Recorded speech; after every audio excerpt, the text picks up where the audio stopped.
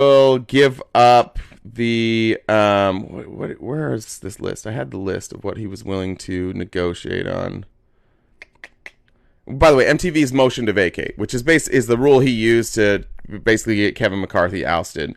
Here it is. Here's the Ro Khanna laid out a 5-point program they'd be willing to negotiate. Number 1, ban money from lobbyists and political action committees to congressional candidates. We all love that.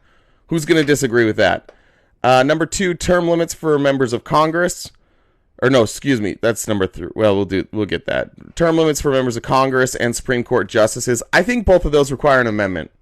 So I don't think either of those can be negotiated through Congress. If somebody that's smarter than me knows, let me know. But I'm pretty sure those have to be amendments for the term limits. I don't think we can negotiate on those.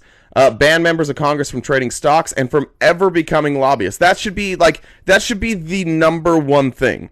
That should be it. You should not be able to go into Congress and then be a lobbyist later. We love to point at the people like Mitch McConnell and Nancy Pelosi and Chuck Schumer and Joe Manchin, all these people that have been there forever.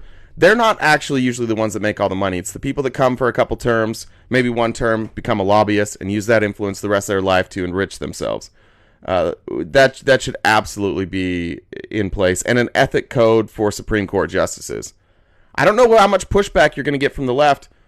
Just remember, for all these right-wingers, every one of them... wait, hold on. RTP, you would have to send us to a liberal brainwashing college with lighter pans. I'm not sure what that means. I like that, though. I do think we send you all to Berkeley. We'll just send all you Republicans to Berkeley. We'll take care of you over there. And then the ethic codes for Supreme Court justice. Democrats would support this almost unilaterally. Universally, not unilaterally. And how much support do you think you could get there from Republicans? I bet it wouldn't be great. Once you reprogram yourself from Democrat regime, just maybe Republicans. What do you mean reprogram? You want me to go back through all of my deprogramming and that's the solution? No, not we need to reprogram you. You're supposed to be programmed. That's an actual argument that somebody just made in the comments there. Sorry. Have to put on a little chapstick, and I know C-Note might be watching, so I can't be having him watch while I do that. So anyways, I don't know what you guys think about that one. Let me know if you want to come up and talk about any of those solutions proposed by Ro Khanna. Next up, we have this video from Greg Gutfeld, and I'm going to skip the beginning, and I'm going to skip the beginning, not because I don't want the context, just because it's a while. But basically what Greg Gutfeld says is that, no, forget it. We'll play the whole thing. Here's Greg Gutfeld on Fox News. But only certain people get criminal mulligans. And January 6 protesters, they don't get criminal mulligans. And here's why. They're the oppressor, right? So the oppressed get criminal mulligans. The people that are complaining, like us, we're actually oppressors. And we're losing power. So that's why we're upset. I just got a job at MSNBC. But let's compare the rights between criminals and victims. Okay, the criminals, they get a mulligan. They get to steal up to $900 worth of stuff. They can loiter, sleep, and shoot up in public areas, including playgrounds. They can loot and burn and call it social justice. They can pile up dozens of arrests and never do time. Meanwhile, what about us? Well, we have to change our lives to accommodate risk wherever we go. We have to move out of cities for the sake of the safety of our families and our own safety. That's what's happening. We're being driven out of cities by the oppressed. So I return to my imperfect analogy from yesterday. We had a war over slavery.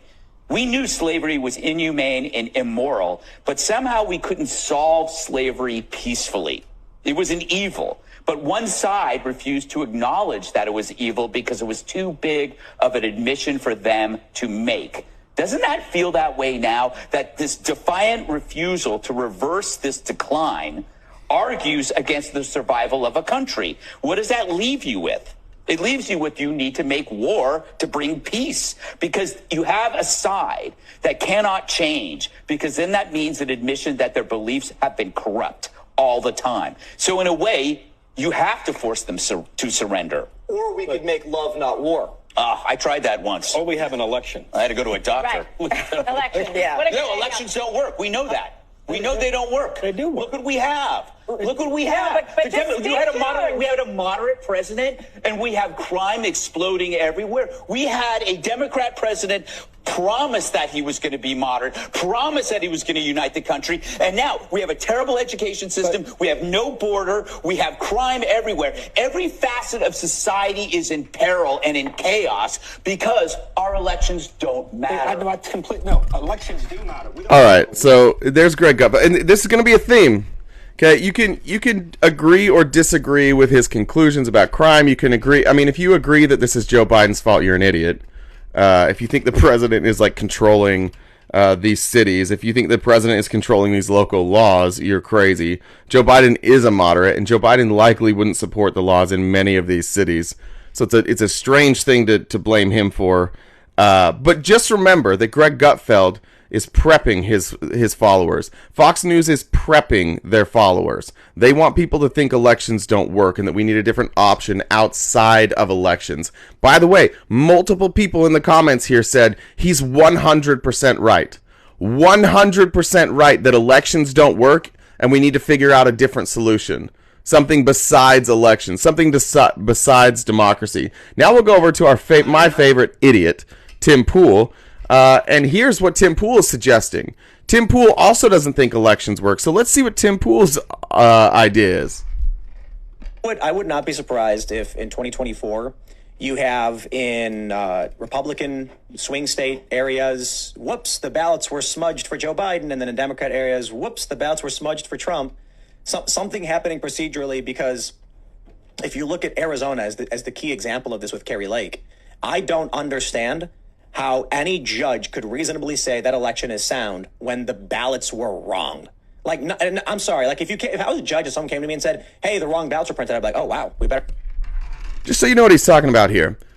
Let me finish this quote, actually. Let me backtrack. Let me see what he's, have him finish this quote, actually.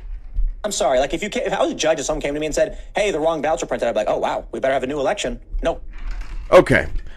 If Tim Pool was a judge, I really pray to God that Tim Pool's never a judge. If Tim Pool was ever a judge and somebody came to him and said the ballots were printed on the wrong size of paper, that's what he's talking about, the wrong size of paper, he would immediately, without any sort of like constitutional backing, say, oh, well, we better have a new election. Just to be clear, Tim Pool, have I been calling him Tim Ballard? Sorry if I have.